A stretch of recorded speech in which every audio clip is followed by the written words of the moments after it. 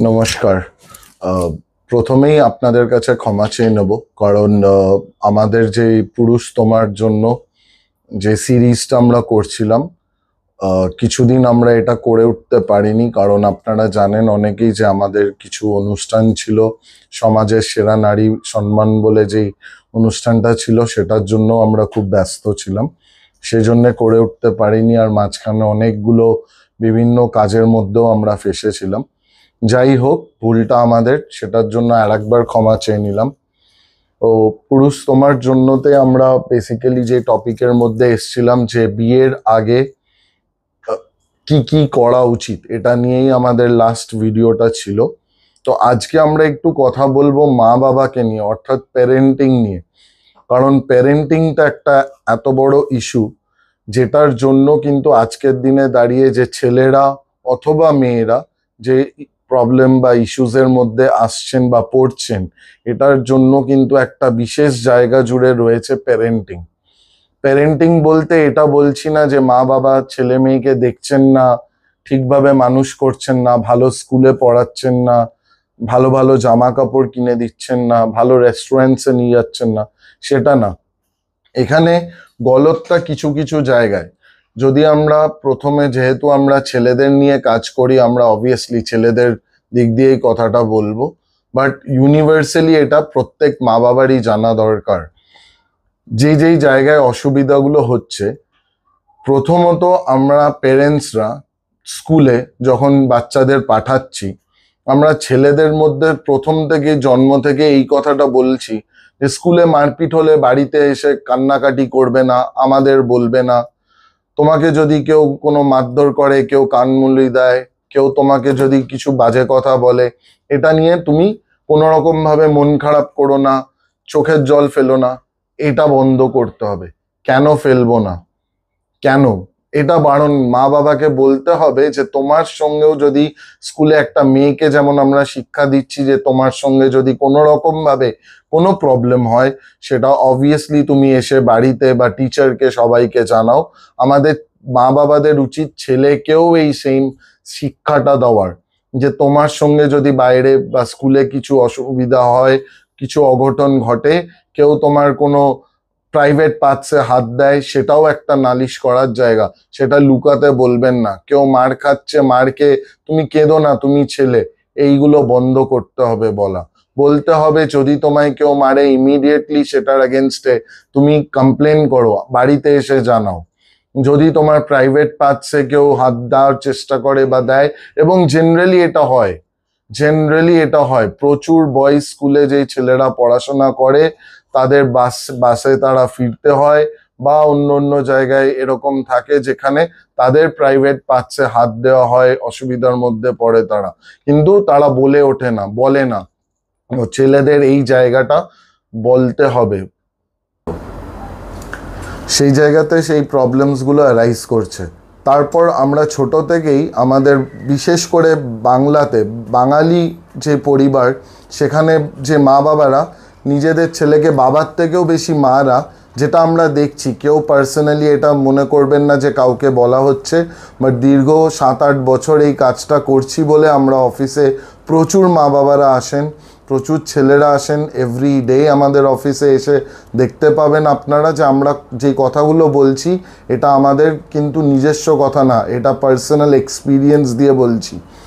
যে প্রচণ্ড বাঙালি পরিবারে খুব বাবু বাবু বাবু, তুমি এই মেয়ের সঙ্গে কথা বলো না, বাবু তুমি এই খাবারটা খেও না, বাবু তুমি কেন এত দেরি করে বাড়ি এলে, বাবু তুমি এই জায়গাতে কেন যাচ্ছ, এই যে ছেলেদেরকে আটকানো, সমস্ত কিছুতে একটা বন্ডিং মারা করে ওঠেন বিশেষ করে, এইগুলোর জন্যেই কিন্তু আফটার ম্যারেজ আরও বেশি প্রবলেমস হয়, সেটা উভয় পক্ষে। দিদি প্রত্যেকটা মুহূর্ত বলে আসেন এই কথাগুলো, যে এটা কেন প্রবলেম হয়, যে বিয়ের পর মা ভাবেন, ধরুন ফর এক্সাম্পল স্যালারি পেয়ে আমি স্যালারিটা মায়ের হাতে দিই, যেই বিয়ে হয়ে যায় তারপরেই স্যালারিটা আমার বউয়ের হাতে দেওয়া শুরু করি, সেখান থেকে একটা দ্বন্দ্ব শুরু হয়।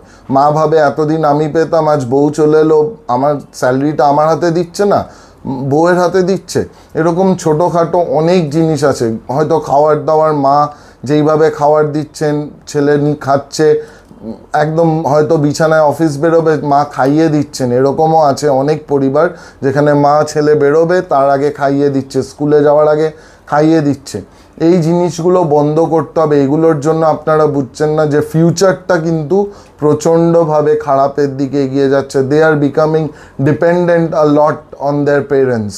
ছেলেরা কিন্তু প্রচণ্ডভাবে একটা স্যান্ডউইচড হচ্ছেন, মা বাবা, এবং যখন বিয়ের পর ওয়াইফের সঙ্গে থাকছে তার মাঝখানে গিয়ে সে কিন্তু অ্যাকচুয়ালি ডিপ্রেশন অ্যাংজাইটির মধ্যে চলে যাচ্ছে। কাকে ভালো রাখবো, কার কথা শুনবো, মাকে যদি কিছু বলি মা খারাপ মনে করবে, বউকে যদি কিছু বলি বউ খারাপ মনে করবে, আমি তাহলে বলবো কাকে, বন্ধু বান্ধবকেও বলতে পারবো না। এইগুলো বেসিক প্রবলেমস যেগুলো প্যারেন্টিংয়ের হচ্ছে। আর একটা বড় ইস্যুস যে মারা আজকের দিনে মেয়েদের জন্য আপনারা বারবার মেয়েদেরকে এটা শেখাচ্ছেন যে মেয়েরা কি হয়েছে, যদি বিয়ের পর কোনো প্রবলেম হয় তুমি বাড়ি ছেড়ে চলে আসবে, কোনো অসুবিধা নেই, তুমি ইন্ডিপেন্ডেন্ট, তুমি থাকবে। কেন এই শিক্ষার মধ্যে দিচ্ছেন? একবার ভেবে দেখবেন তো এর আগেও কি প্রত্যেকটি মা বাবা, মেয়েদের মা বাবারা এই শিক্ষাই দিতেন? যদি সেটাই দিতেন আর আপনারা কাউন্টার করেন যে হ্যাঁ তখন মেয়েরা এত প্রবলেমের মধ্যে, তাহলে তো এই প্রবলেমস মেয়েদের সবসময় থাকতো। মেয়েরা কি ইন্ডিপেন্ডেন্ট তখনও ছিলেন না? আমাদের মা কাকিমা দিদারা অনেকে চাকরির মধ্যে ছিলেন, এখন হয়তো সংখ্যাটা বেড়েছে, কিন্তু তাহলে তাদেরকে তো এই শিক্ষা দেওয়া হতো না যে তুমি বাড়ি ছেড়ে সংসার ছেড়ে চলে এসো, তুমি কোনো অসুবিধা নেই, তুমি ইন্ডিপেন্ডেন্ট হতে শেখান মেয়েদেরকে। ডেফিনেটলি দরকার, মেয়েদের ইন্ডিপেন্ডেন্ট হওয়া দরকার, মেয়েদের চাকরি করাটা দরকার, নিজের টাকাটা নিজে কামানোটা দরকার। কিন্তু তাকে এই শিক্ষা দেবেন না যে তুমি ইন্ডিপেন্ডেন্ট হও, নিয়ে যেই বাড়িতে যাচ্ছ সেই বাড়িটা ছেড়ে চলে এসো। তাহলে আপনারা বিয়েটা দিচ্ছেন কেন? অনেক টাকা তো আপনাদেরও খরচা হচ্ছে, যেমন ছেলের পরিবারের খরচা হচ্ছে তেমনি মেয়ের পরিবারেরও খরচা হচ্ছে। তাহলে এই বিয়েটা দেবেনই না, দুই পরিবার দুজনে টাকাটা রেখে দিন, আপনাদেরই সুবিধে, ব্যাংকে রেখে দিন।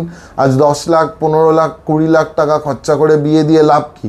বরঞ্চ ওটা ব্যাংকে রেখে দিন। যদি এই শিক্ষাই দিতে চান যে সমাজে আপনারা মানে বলতে চান যে যাও ইন্ডিপেন্ডেন্ট, তুমি কোনো অসুবিধা হলে বেরিয়ে চলে এসো, কোনো অসুবিধা নেই, আমরা আছি, তাহলে আপনারা যখন আছেন তাহলে মেয়ের বিয়ে দেওয়ার কথা ভাবছেন কেন? মেয়ের বিয়ে দেওয়ার কথা ভাবার দরকার নেই, তার ওপর ছেড়ে দিন। তার যদি মনে হয় সে বিয়ে করে থাকবে সে থাকবে, তার যদি মনে হয় না থাকবে না থাকবে না। ছেলেদের ক্ষেত্রেও তাই, মারা প্রেশারাইজ করছেন ফ্যামিলি থেকে। অনেক ছেলে আসেন আমাদের কাছে, বলেন যে যারা বিয়ে হয়তো করতে চান না বা ইমিডিয়েটলি তারা বিয়ের দিকে যেতে চান না, বাট মা বাবার প্রেশার, না বিয়ে করতে হবে, আমাদের অবর্তমানে তোকে কে দেখবে, তুই কি করে থাকবি, শেষ জীবনটা কি করে কাটাবি। কেন একটা বিয়েই কি একটা মানুষের শেষ জীবন কাটাবার একমাত্র জায়গা? সেটাই কি একটাই কজ? জীবনটা তো নিজেদের, নিজের মতো করে বাঁচা যায়, তার জন্য তো আমার মনে হয় না বিয়ে করাটা দরকার। ডেফিনেটলি বিয়েটা করে একটা মানুষ ঘর সংসার তৈরি করে, কিন্তু যদি সেই ঘর সংসারটা তৈরি করার জন্য আমাকে নিজেকে ভুলে যেতে হয় যে আমি মানুষটাকে, যদি আমার আশেপাশের মানুষজনদেরকে ভুলে যেতে হয় যে তারা কে, তাহলে সেরকম সংসার বা সেরকম বিয়ের মধ্যে যাওয়ার কোনো দরকারই ওঠে না, দরকার নেই সেরকম বিয়ে। নেক্সট, এরকম ছেলেদের ক্ষেত্রে যেটা প্রবলেম হচ্ছে আমরা দেখছি আরও বিশেষ করে মা বাবার জন্য, যে একটা বিয়ে যেই মোমেন্টে হচ্ছে হয়তো সেটা কোনো একটা কারণে ভেঙে যাচ্ছে, সেটা কন্টেস্টেড হতে পারে, মিউচুয়াল হতে পারে, হওয়া মাত্রই মা বাবারা আবার এগিয়ে যাচ্ছেন, তাড়াহুড়ো করছেন যাতে ছেলেটার আবার একটা বিয়ে দিতে পারেন। কেন? আরে সময় দিন, সে তো নাও বিয়ে। একবারও কখনো ছেলেদেরকে জিজ্ঞেস করেছেন যে তারা বিয়ে আদৌ করতে চাইছে কি না? জিজ্ঞেস করেন না। আপনারা ছেলেদের সামনে বাবা মারা নিজেদের মানে একটা কষ্টের মুখ, একটা নিজেদের ব্যর্থতার মুখ, সেটাকে এমনভাবে উদযাপন করেন, তাদের সামনে এমনভাবে কান্নাকাটি করেন যে ছেলেটা ভাবে যে না আমি একটা বিয়ে আবার করেই নি, মাটা একা আছে, মা কি করে থাকবে, বাবা কি করে চলবে, একটা বাচ্চার দরকার, তারা নাতি নাতনি এই করছে। কেন? একটা সমস্যার মধ্যে থেকে বেরিয়ে আবার সঙ্গে সঙ্গে আর একটা সমস্যার মধ্যে যাওয়ার জন্য জোর করছেন। দিন না ছেলেটাকে নিজের মতো করে বাঁচতে, একটু সময় দিন। ওর যদি মনে হয় ও বিয়ে করতে চায় তখন সে বিয়ের মধ্যে যাবে, কিন্তু সময়টা দিন। আপনারা তো সেই সময়টাও দেন না, সেই সময়টা দেওয়ার খুব দরকার। পেরেন্টসরা, আপনারা মা বাবারা কিন্তু সারা জীবন থাকবেন না। যেমন আপনারা এই চিন্তা ভাবনা ভেবে বিয়েটা দিচ্ছেন, তাহলে এটাও ভাবুন যে আপনারা যে বিয়েটা দিচ্ছেন আপনারা কিন্তু সারা জীবন থাকবেন না। তাহলে ছেলেটা কি করে থাকবে? যে বউটা আসছে সে তো মানে লাস্ট যে বিয়েটা ছিল তার থেকেও বাজে হতে পারে, তার থেকেও খারাপ হতে পারে। আবার এও তো হতে পারে যে মেয়েটি অত্যন্ত ভালো, কিন্তু মেয়েটি এলেন, মেয়েটি আসার পর মেয়েটি কিছুদিন থাকার পর অসুস্থ হলেন এবং পরলোক গমন করলেন। তখন তো সেই আপনার ছেলেটা একাই রয়ে যাবে, তখন তাকে কে দেখবে? আবার একটা বিয়ে দেবেন? এই চিন্তা ভাবনাগুলো থেকে বেরোতে হবে মা বাবাদের। ছেলেদেরকে ওই স্কুলে কি প্রবলেম হলো বলো না, এগুলো বলো না, অশান্তি করো না, বন্ধ করুন। এই মেয়ের সঙ্গে কথা বলো না, এই খাবার খেও না, তুমি এরম কেন যাচ্ছ, এত রাত কেন করছো। ডেফিনেটলি মা বাবার শাসন থাকা দরকার। আমরাও বড় হয়েছি, আমাদের মা বাবাদেরও শাসন ছিল, এখনও আছে। শাসন করা এবং ব্যক্তিত্বর মানে পার্সোনাল লাইফের মধ্যে ঢুকে গিয়ে তার পার্সোনাল লাইফটাকে আরও এরম তৈরি করে দেওয়া যে আগামী দিনে যে আসবে বা সে যার সঙ্গে থাকবে তার সঙ্গে ভালো থাকতে পারবে না, সেটা কিন্তু একদমই কাম্য না। এগুলো আপনাদের বুঝতে হবে, এগুলো ভেরি মাচ ইম্পর্ট্যান্ট। এরকম আরও অনেক কিছু আছে যেগুলো পরিবারের ভুল হচ্ছে, মা বাবাদের প্যারেন্টিংয়ে ভুল হচ্ছে। এগুলো নিয়ে আরও বিস্তারিত কথা আমরা আগামী সিরিজে বলবো। আশা করি আমাদের আর এরম দেরি হবে না। সবাই খুব ভালো থাকবেন, সুস্থ থাকবেন। জয় পুরুষের জয়। ধন্যবাদ।